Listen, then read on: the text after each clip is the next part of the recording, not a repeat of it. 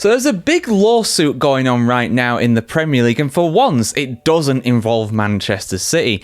This is Burnley. They are suing Everton for £50 million for damages that they claim they are rightfully owed. But what is the justification for this? Of course, Everton have been ever present in the Premier League. They've not spent a single season outside of the top flight in England since the 1950s. Meanwhile, Burnley are back this season, but this has nothing to do with this season. This, of course, refers to a couple of seasons ago where, of course, Everton got initially a 10-point deduction because of breaching profit and sustainability rules. Now, instead of 10 points, they appealed and they got it down to 6 points instead. And in the end, Everton actually stayed up relatively comfortably. This being a season where Burnley were relegated. They were relegated.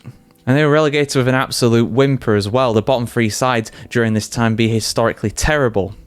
Burnley finished in 19th, and this is where the problems really begin for Burnley, in my opinion. Now, Everton, of course, even if they had a 10-point deduction instead of a 6-point deduction during that season, Everton in the end finished on 40 points. Therefore, if they lost another 4 points, they'd have been on 36, which would have dropped them down a place, but they still would have been in 16th place. Nottingham Forest still would have been the fourth from bottom team, and Burnley still would have been miles behind. They were on 24 points. So why are Burnley actually suing Everton? They think that actually, instead of getting a points deduction in the 2023-24 season, Everton should have been given a points deduction in a different season instead. Specifically the season prior to that, the 2022-23 season. Now, Burnley were not in the Premier League that season. If memory serves correctly, they actually won the Championship that season, the second tier of English football. Therefore, they got promoted for the following season. But Everton were very much in the Premier League, and if they got any kinds of points deduction that season, they would have been relegated. But Everton were very much a part of the Premier League that season, and in fact,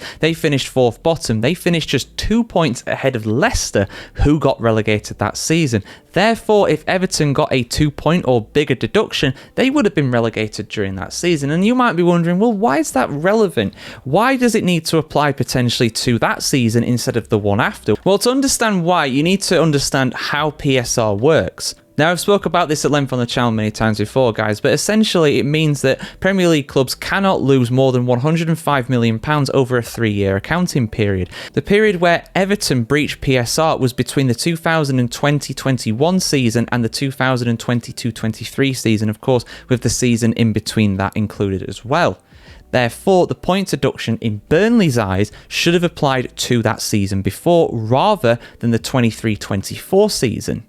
And if that happened, Everton would have been relegated, Everton wouldn't have been in the Premier League, and therefore Burnley could have survived in their eyes.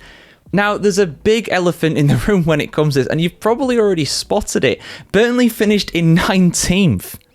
Let's just say that hypothetically, Everton got relegated during 22-23, like Burnley are claiming.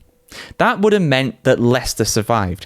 And then you also have to assume that Leicester would have been terrible in the season afterwards and would have been relegated with a smaller points tally than Burnley. That means that Burnley move up 1 place to 18th and they still would have been relegated. It would have meant that Luton Town stayed up instead of the Clarets. So for me, honestly, this legal argument has as much solidity as a poppadom. I think it's just going to crumble, to be perfectly honest. But let's see what happens, guys. There might be some kind of settlement or something like this. I mean, take it back to my own club back in the day, Sheffield United. We sued West Ham United for about £30 million, something like that, because they signed Carlos Tevez illegally. They stayed up partly because of Carlos Tevez's goals, and we sued them for an amount of money for the TV money. But in the end, Sheffield United were still relegated. We were not reinstated in the Premier League as a result. So I think this is really petty. I think it's kind of pathetic, to be honest. But, you know, legal stuff, I'm sure these lawyers will come up with some argument to try and justify their claims, but